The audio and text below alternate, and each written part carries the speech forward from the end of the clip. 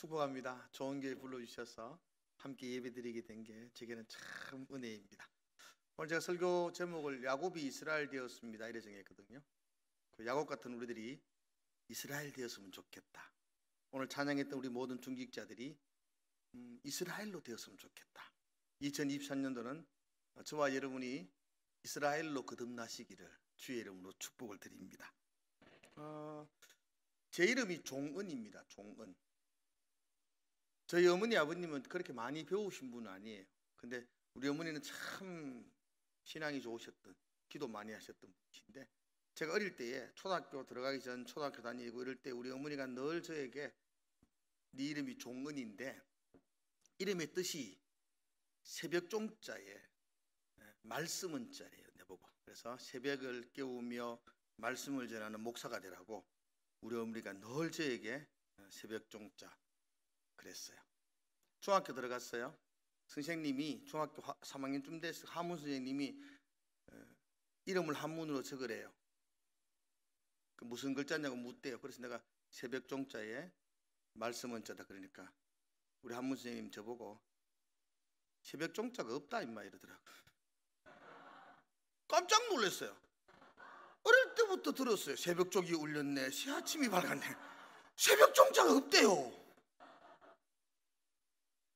그럼 선생님이 저보고 이건 새벽종자가 아니고 쇠북종자래요. 쇠북. 무슨 뜻인지 모르겠어. 쇠북으로 만든 종이래. 쇠북종자인데 또 네 이름은 한문근 임마. 말씀은도 아니고 선비은이래요. 참나, 내가 모를 때 알았나? 한문이 뭔지 알았나요? 저는 쇠북종자의 선비은자입니다. 무슨 뜻 없습니다. 나중에 커서 제가 찾아보니까 쇠북이라는 게 술잔이래요. 술잔. 그게 쇠북이래.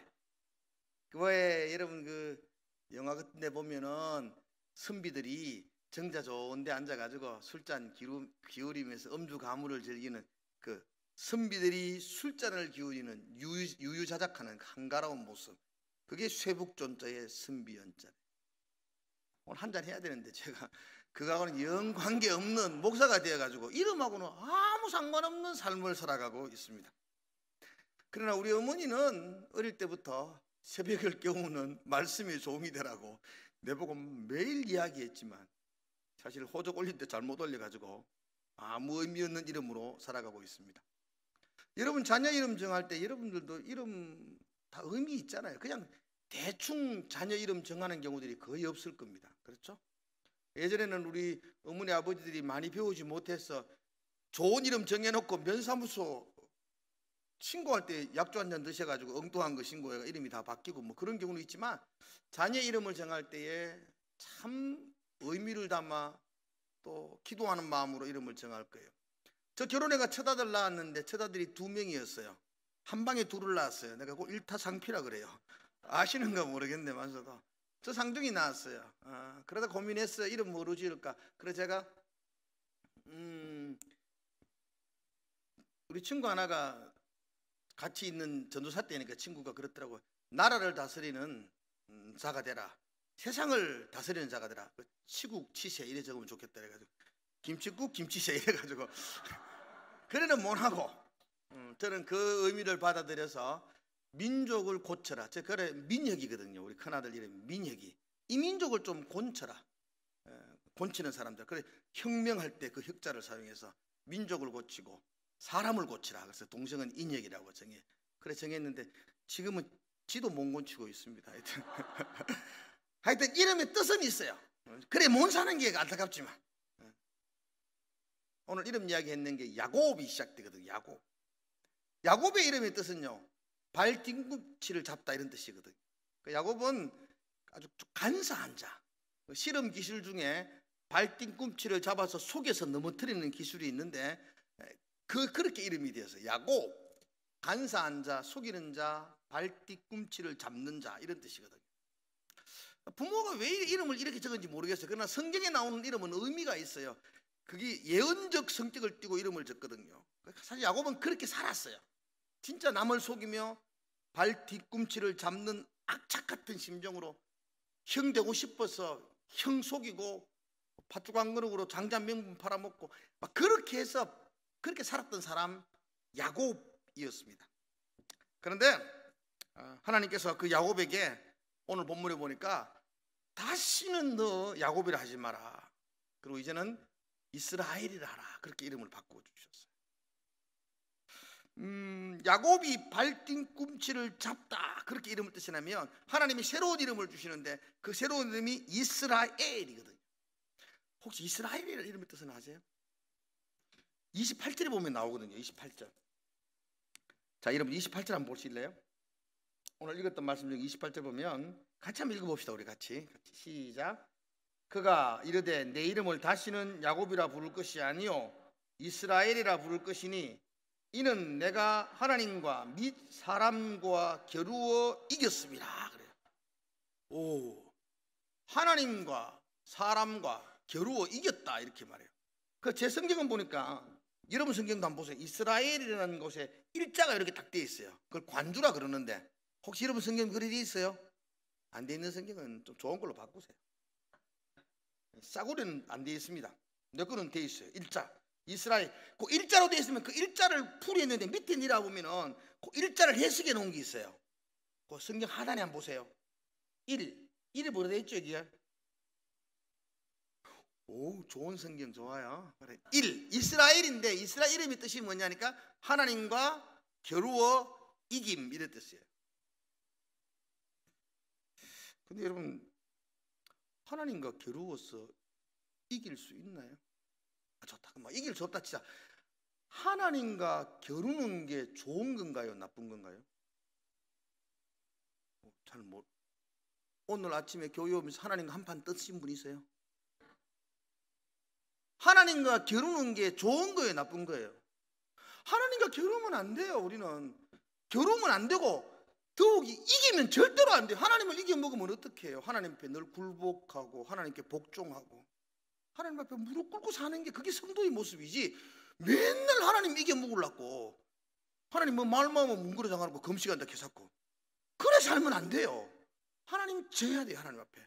하나님과 겨루어도 안 되고 하나님 앞에 이겨도 안 돼요. 근데 지금 오늘 여기 말하잖아요. 야곱, 너 이름 야곱이라 그러지 말고 이스라엘이라 하라. 하나님과 겨루어 이깁니다. 이게 축복이 아니지 않나요?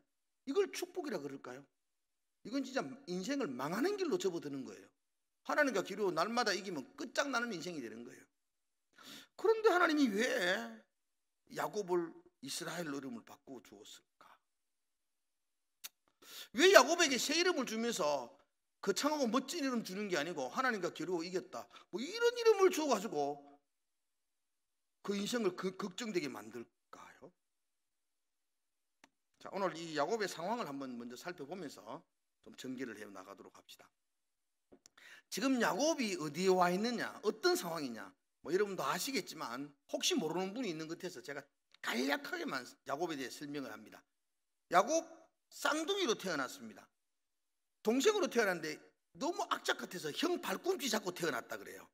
이기려고 발부둥치는 속이고 간사한 자, 그래서 이름을 야곱이라 정했다 그래요. 형은 에서였어요. 근데 야곱은 늘 아버지의 축복을 받고 싶었어요. 그래서 지금부터 한 20년 전에 아버지가 음식에 온나 내가 장자의 축복해 줄게 라고 형에게 말하는 걸 엿들었어요. 그래서 형이 사냥하러 간 사이에 엄마하고 공모를 해가지고 아버지 속여요. 그리고 형이 받을 축복을 다 받아요. 나중에 형이 돌아와서 불같이 화를 내요. 형은 들 사람이었고요, 사냥꾼이었어요. 야곱은 형을 이길 수가 없어요. 형은 너 좀 있다가 아버지가 눈 감으면 너 당장 내가 너 죽여버릴 것이다. 형은 한다면 하는 사람이에요. 야곱은 이길 수가 없어요. 그래서 야곱은 그날 밤에 개나리 보쯤 하나 짊어지고 1000km가 넘는 화란으로 외삼촌집으로 도망을 가요. 도망을 가서 거기서 20년이 지난 거예요. 그리고 우유곡절 끝에 그가 20년 만에 고향으로 돌아오기로 결정하고 자기의 가족들과, 그때 아이들도 많았거든요. 가족들과 양떼와 소떼를 이끌고 이제 고향으로 돌아와요. 고향으로 돌아오는 야곱에게는 해결되지 않는 근본적인 염려가 있었습니다. 형의 문제죠. 형 때문에 도망갔거든요. 20년이 세월이 지났는데 이제 형이 화가 풀렸을까?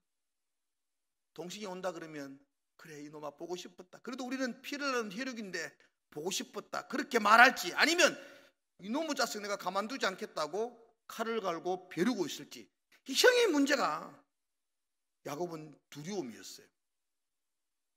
근데 야곱이 온다는 소리를 듣는데 야곱이 가만히 들어보니까 형이 400명의 군사를 이끌고 야곱을 맞이하러 온대요. 허리에 칼을 찬 400명이 지금 야곱을 맞이하려고 온대요. 이건 프랜카드 걸어놓고 환영하는 건 아니거든요. 400명이 칼 차고 온다는 거예요. 아직도 형은 나를 죽이려고 하는구나. 그런데 돌아갈 수도 없어요. 외삼촌 집으로 다시 도망갈 수도 없고요. 이제는 야복강을 건너서 고향으로 갈 수도 없어요. 형이 있는데. 그래서 야곱은 심히 두려워 떨면서 두 가지 방법을 택해요. 하나는 형이 공격하면 도망갈 준비를 해요. 그래서 자기 재산하고 가족들을 두 대로 나누어요. 앞에 공격을 받으면 이걸 방패막이로 쓰고 지는 멀리 도망가겠다는 거예요. 앞세우고 지는 뒤에 딱. 역시 머리가 좋아요. 또 하나는 자기의 재산 중에 양과 소와 염소 같은 것들을 다 구별해요. 이 성경에 보면 염소 200마리, 양 200마리, 그리고 소 40마리, 꽤 많은 거잖아요. 그렇게 구별해 가지고 형한테 선물로 보내요. 한 목에 다 보내면 이상할 것 같아서 조금씩 계속 보내요. 16절에 보면 나누어 가지고 형이 선물 받아가 처음에는 화내다가도 또 오고 조금 가면 또 선물 오고 또 가면 양 오고 또 소 오고 막 이러다 보면 마음이 풀리지 않을까, 그런 생각으로 자기의 재산을 나누어 가지고 계속 형에게 선물을 보내요. 그래도 야곱은 두려워요. 가족들 재산 다 강을 건넜어요. 혼자 야복강을 건너지 못하고 거기 남아 있어요.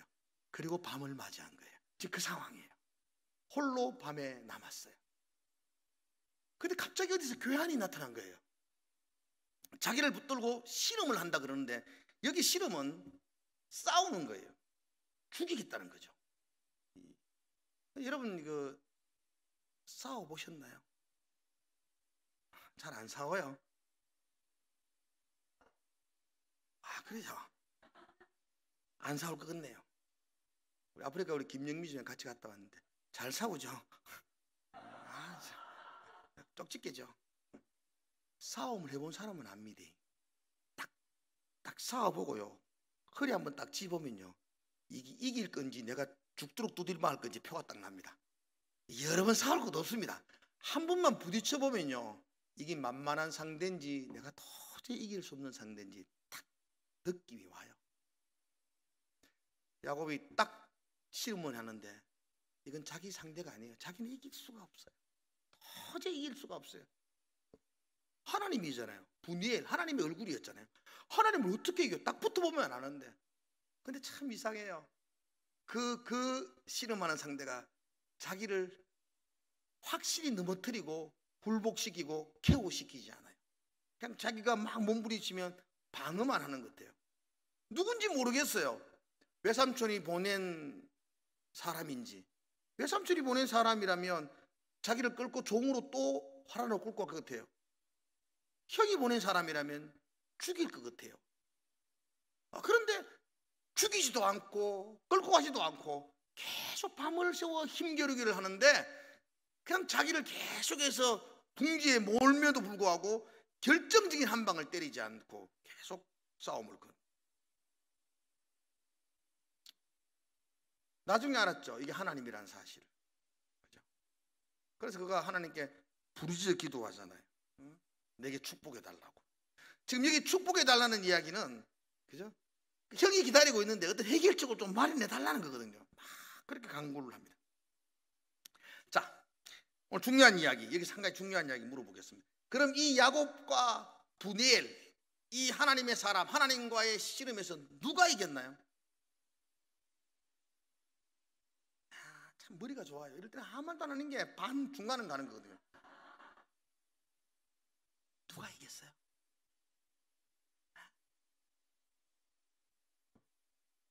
나왔어요. 그렇지.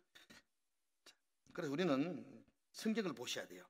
성경이 이겼다 하는데 딴 말 하면 안 돼요. 성경 한번 볼까요? 25절. 자, 봐요. 자기가 하나님이죠. 천사죠, 그죠? 자기가 야곱을 이기지 못함을 보고 그가 야곱의 허벅지 관절을 치매 야곱의 허벅지 관절이 그 사람과 씨름할 때 어긋났더라. 근데 야곱이 이겼다는 말은 아니잖아요. 자기가 이기지 못함을 보고, 이 번역상의 문제인데 이건 무슨 말이냐면 야곱이 끝까지 붙들고 매달림으로 말미암아 거절할 수 없었어, 이런 뜻이에요. 그러니까 여러분, 아가 막 앙탈지게 막 바지가락을 잡고 막 그러니까 이거 거절할 수 없어서 허벅지 관절을 쳤는데도 불구하고 끝까지 매달린다는 거예요.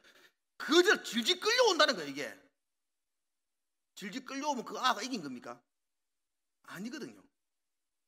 이겼다고 볼 수가 없어요. 그런데 야곱은 지금 죽기 살기로 끝까지 매달림으로 하나님이 야곱이 그렇게 매달리는 것을 거절하지 못했다, 이런 뜻입니다. 그 다음 절에 이런 말을 해요. 그가 이르되, 하나님이 말씀하시죠. 날이 세례하니 나로 가게 하라. 날 샌다, 날이 샌다, 내가 가야 되겠다.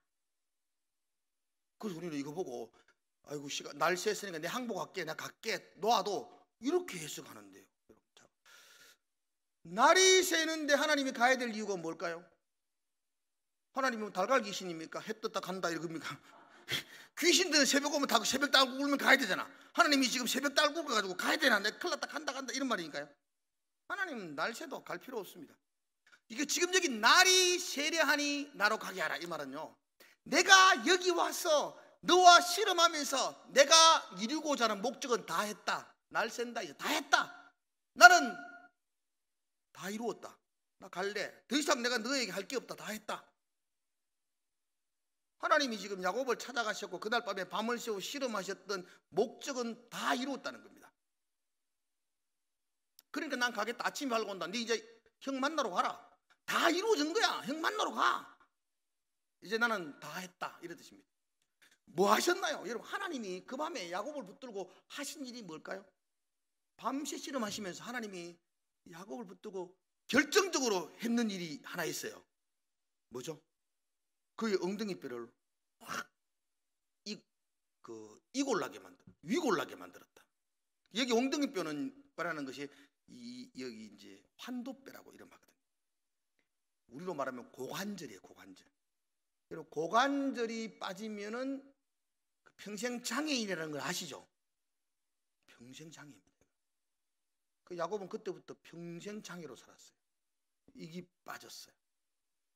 고대 히브리인들은 그 고관절, 그 환도뼈가 생명이요 힘의 근원이라고 생각했어요. 그래서 어떤 맹세를 할 때도 환도뼈 밑에 손을 얹고 맹세를 했어요. 내 전체였어요. 내 삶의 전부였어요. 그 환도뼈가 어긋났다는 이야기는, 환도뼈가 무너졌다는 이야기는 야곱이 죽었다는 이야기, 야곱의 모든 것들을 잃어버렸다는 이야기입니다. 야곱이 그날 야복강가에서 자신이 바라보고 붙들고 살았던 모든 것들이 다 한순간에 무너졌습니다. 하나님 그거 하시려고 야곱에게 찾아가신 겁니다. 야곱을 죽이시려고, 야곱의 생명의 근원을 끊으시려고, 힘의 원천을 뺏어버리시려고 야곱을 그렇게 철저하게 부수어야만이 이스라엘이 되거든요. 야곱이 살아서는 이스라엘 될 수가 없거든요. 여러분, 이스라엘 되기를 원한다면 우리의 야곱은 철저하게 무너져야 돼요. 그래야만이 이스라엘로 다시 회복되는 거죠. 야곱이 두 눈 벌겋게 살아있는데 어떻게 이스라엘이 될 수가 있어요? 그 이스라엘이라는 이름의 뜻을 다시 한 번 더 여러분 새기셔야 돼요. 좀 전에 제가 이스라엘 이름의 뜻이 뭐냐 할 때 성경에도 이렇게 되어 있죠. 하나님과 겨루어 이겼다. 좀 전에 말했지만 이렇게 하면 안 돼요. 하나님과 겨루어 이기면 안 돼요. 제발 신앙생활 하면서 하나님과 안 겨루려고 노력하셔야 돼요. 그리고 겨루면 져야 돼요. 하나님을 이기면 안 돼요. 하나님과 겨루어 이겼다, 이 말이 축복일 수 없어요. 그래서 우리 번역으로는 좀 잘못된 거예요. 이걸 다시 번역하면 이렇게 해요. 하나님과 더불어 이겼다, 이렇게 보셔야 돼요. 이 번역, 정확한 번역은 한번 따라합시다. 하나님과 더불어 이겼다. 이 말은 무슨 말이냐면 하나님과 함께, 하나님과 더불어 세상에서 이긴 자, 이게 야곱입니다. 이스라엘입니다. 이스라엘. 이게 승리자입니다.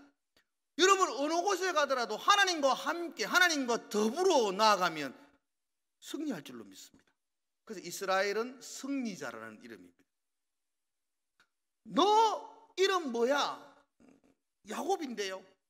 간사하게 발 뒤꿈치 잡고 남 속이고 엎어치기 해서 그렇게 승리라는 거 거머쥐며 악착같이 아둥바둥 지금까지 달려온 야곱입니다. 하나님 말합니다. 너 앞으로 야곱하지 마. 너 앞으로 이스라엘이라 해라. 너 이제 나와 함께 나가자. 나와 더불어 나가자. 내 손잡고 나가자. 내 편이 돼서 나가자. 나와 함께 세상을 향해 싸우자. 그럼 너는 승리할 거야. 하나님과 함께 하는데 실패할 수 있겠습니까? 하나님과 함께 하는 자가 무너질 수 있겠습니까? 그래서 이스라엘은 승리자의 이름이 되는 것입니다. 여러분 2023년도 여러분이 가는 길에 하나님이 함께 하기를 축복합니다.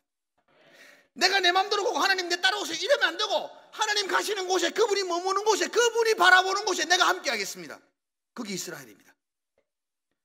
내 힘으로, 내 능력으로 악착같이 지지 않으려고 발부둥 쳤던 우리의 삶이었다면 그게 야곱입니다. 이제는 내가 하나님과 더불어 살아가겠습니다. 하나님과 함께 살겠습니다. 내가 너와 함께 하겠다. 이게 이스라엘입니다. 이스라엘 되시기를 축복합니다. 저는 좋아하는 사람이 다윗입니다. 그리고 골리앗과 싸움도 참 좋아하고요. 그 싸움 싸울 때 기억나시지 않습니까? 다윗이 물맷돌하고 막대기 하나 들고 나가지 않습니까? 골리앗이 그 다윗 보면서 이놈아 너는 내가 개처럼 보이나? 그 막대기 하나 들고 온다고 비웃으면서 네가 나를 개처럼 보느냐라고 묻습니다. 그때 다윗이 골리앗을 향하여 믿음의 선포를 합니다. 너는 칼과 창과 단창으로 내게 나오지만 나는 네가 모욕하는 이스라엘 하나님 이름으로 네게 나간다. 그렇게 했습니다. 다윗의 무기는 하나님이었습니다. 그분의 이름을 붙들고 나갔습니다. 이게 이스라엘입니다. 하나님과 더불어 싸우는 자, 하나님과 함께 싸워서 이기는 자, 그 다윗이 이스라엘입니다. 난 여러분들이 그렇게 살기를 축복합니다. 여러분의 지능과 여러분의 열정과 여러분의 노력으로 아둥바둥 이 세상에 바벨탑 한 탑 한 탑 쌓으면서 사는 사람들이 아니라 하나님과 더불어, 하나님과 함께 세상에서 싸우는 자, 그래서 이기는 자, 승리자가 되시기를 주의 이름으로 축복을 드립니다. 하나님이 우리와 함께하면 두려울 것이 없습니다. 군대가 나를 대적해도 나는 염려할 것이 없다고. 전쟁이 일어나 나를 칠지라도 나는 여전히 태어나리로다. 다윗의 고백이거든요. 왜냐하면 다윗은 하나님과 더불어 싸웠던 사람이니까. 수많은 전쟁터에서 그는 두려워하지 않았습니다. 다윗이 전쟁을 고백할 때 그 정말로 고백하는 고백이 내가 주를 의뢰하여 담장을 넘는다. 그렇게. 내가 주님을 의뢰하여 적진을 달리며 주를 의뢰하여 내가 담장을 넘습니다. 전쟁할 때 제일 두려운 게 담 밑입니다.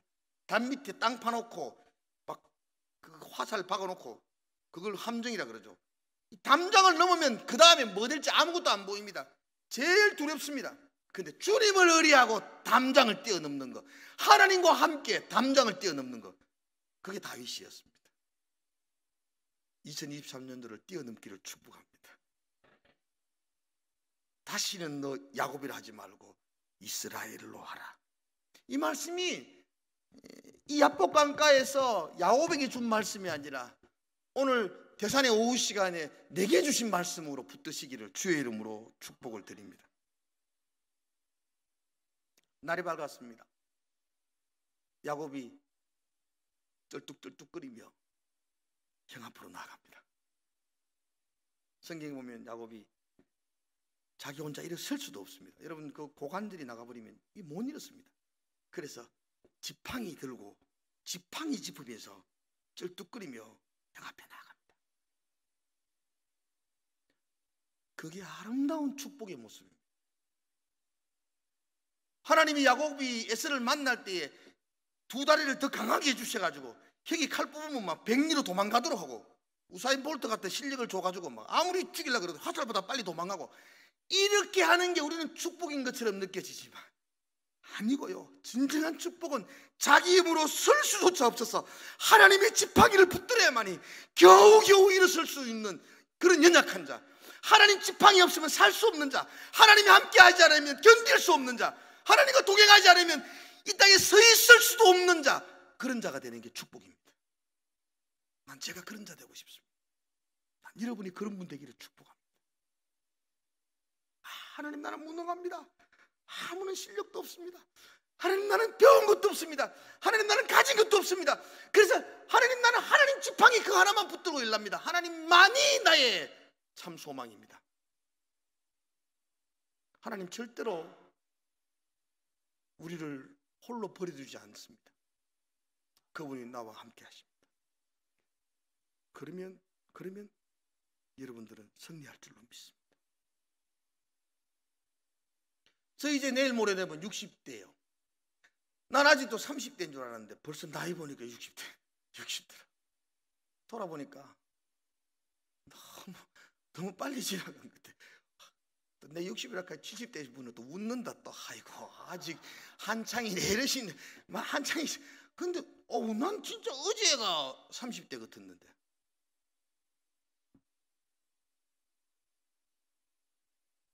제가 군대 제대하고 신학교 복학을 하면서 하나님께 내가 결정하고 약속한 게 있어요. 그 약속이 내가 하나님만 붙들고 내가 나가겠습니다. 내가 세상 의지 안 하고 하나님만 의지하겠습니다. 내가 그걸 입술을 깨물고 결단하며 기도했어요. 부끄러운 이야기지만 그래서 저는 공부 많이 못 했습니다. 나는 세상이 요구하는 스펙을 쌓지 않겠다라고 다짐했습니다. 학교도 김옥일 목사님은 좋은 데 다니셨고 공부 많이 하셨지만 저는 대구신학교 나왔는데, 그때 제가 나올 때 대구신학교는 대구신학원이었습니다. 아무 학위도 없고 줄 맞으면 들어갔었는데 그냥 들어갔어요. 나와가지고도 송신도 그냥 신학원이라는 곳이 있어요. 대학원이 아니고 그냥 신학원 나왔어요. 그리고 하나님 앞에 내가 하나님 붙들고 목회하겠습니다. 그래서 나는 스펙을 따지 않겠습니다. 그래서 아직까지 나는 아무런 스펙도 공부하지 않았습니다. 하나님만을 붙들고 가겠습니다. 근데 하나님께서 기가 막히게 그때마다 나의 길을 인도해 주셨어요. 내가 가는 길, 그분이 그렇게 인도해 주셨어요. 이제 60을 바라보고 지금 돌아보니까 내가 한 것 아무것도 없었어요. 나는 환도뼈가 이골되어져서 내 스스로 쓸 수도 없는 무능한 존재예요. 그렇게 나는 아무것도 갖추지 못한 자격 없는 자였어요. I'm nothing. 아무것도 없어요, 나는. 근데 하나님께서 그때마다 함께 해주셨어요. 하나님이 함께 하시는 자, 그가 승리하는 자인 줄 믿습니다. 여러분, 하나님 붙들고 2023년도를 달려가십시오. 그럼 그 하나님께서 저와 여러분들에게 기가 막힌 승리를 주실 줄로 믿습니다. 쩔룩거리고 혼자 힘으로 설 수 없는 야곱, 그런데 그가 하나님의 지팡이를 짚고 달려갈 때에 그의 인생이 날마다 승리자의 인생이 되었던 것을 봅니다. 저도 앞으로 그렇게 살려고 합니다. 내 힘으로 아둥바둥거리는 야곱으로 살지 아니하고 하나님과 더불어 세상과 싸워나가는, 하나님과 함께하는 인생. 교회 중직자들이 하나님과 함께 나간다면 정말 멋진 교회 될 것입니다.